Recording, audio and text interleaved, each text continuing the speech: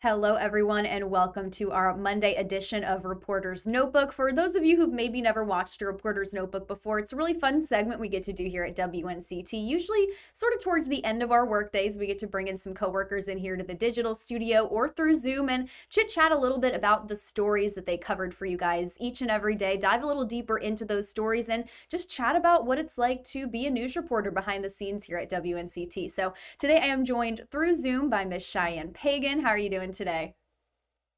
I'm good, Emily. How are you doing? I am doing good. And you are out in Jacksonville right now. Cheyenne is one of our Jacksonville reporters. So let's get right into it. What is the story, your main story for today? Because our MMJs do 2 stories a day for you guys. So what is your main story? I know it's talking about a new COVID treatment. So let's get right into it. What's it all about? Yeah, Emily. So I'm working on a story today about Evusheld, which is basically like a medicine immunocompromised people can take to pretty much, it's like an alternative almost to the vaccine because people who are immunocompromised, when they do take the vaccine, it doesn't work as effectively. So I spoke with the chief medical officer at StarMed Healthcare of Charlotte, and he basically was explaining to me what that is and the fact that they do have it now at the New Bern and Jacksonville locations. So that is my main story today. I'm also trying to talk to somebody who is immunocompromised to get their perspective on it, and if they're going to take it or not. And yeah, so he was kind of telling me when he approached me about this story, he told me about it. He was kind of saying that that this is kind of like a beacon of hope for people who can't necessarily take the vaccine because it might not work as effectively. So this is kind of like the people who have kind of had to stay back over the last 2 years because they're scared to go out in public. This is a way for them to have that kind of hope and that kind of special moment. They're finally going to be able to have that over here in the East. And he was explaining to me that they're like one of the first people over here in the East to have this medicine. So it's going to be available. It's pretty much available now, and he wants to get the word out. So yeah. Absolutely. That's super cool. And for more information, you guys, on this story of Cheyenne's on this new COVID treatment for immunocompromised people, all that will be at WNCT.com. Now, like I said earlier, you guys do 2 stories a day. That was your main story. So, you do a bigger version, a little deeper dive into that. But your second story today, which we call VOSOTs, or kind of a shorter version, was talking about food distribution in along the coastline. So talk to us about that and this kind of milestone that this group has reached. Yeah, Emily. So multiple nonprofits came together in Jacksonville on Sunday, I believe, and they were able to put together and pack 35,000 meals to go out to the Jacksonville community, people in need. So it was this church called Restore Church. They're kind of like the head of it. And then they were hosted by Onso Outreach, which is like a community service organization right here in Jacksonville. They kind of like hosted them, and they were able to pack all that food up. And then United Way of Onslow County's CHEW program and the USO of Jacksonville are going to distribute it.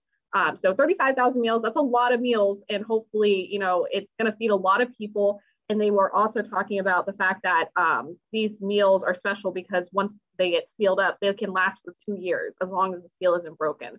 So, that's going to help a lot of people out. And I spoke with the pastor at Restore Church earlier, and he was just talking, he was just so happy to talk about it and talk about, the differences it's going to make in the community.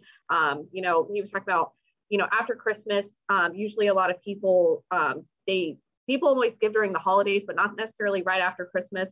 So he was talking about the differences it's going to make for those people who may have more bare shelves right now after, stocking up over Christmas and Thanksgiving and all that stuff. Now that's all over. So they're hoping that this helps a lot of people. Absolutely. And I love that because I think a lot of people, tend to forget that we are still, in a global pandemic, and this is still affecting people in so many different ways, like food distribution. Access to, good quality food is still a huge issue for a lot of people. So I think this is super awesome and so important for these groups to still be, aware of this, that this is still an ongoing issue and be able to help. I think that's so awesome.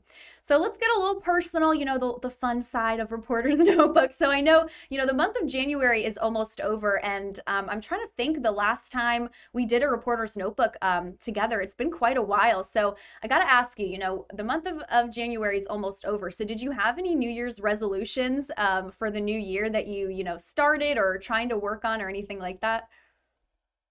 Well, yeah, Emily, actually, one of my New Year's resolutions was with storytelling.